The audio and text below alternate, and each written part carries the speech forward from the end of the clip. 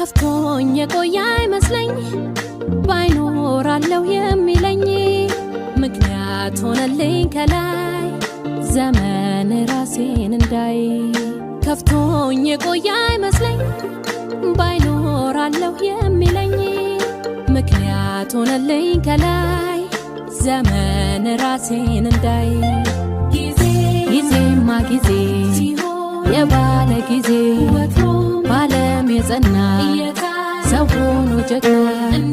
እንዴት ነው እንዴት መቻሉስ እንዴት ወዴት ነው ስፍራ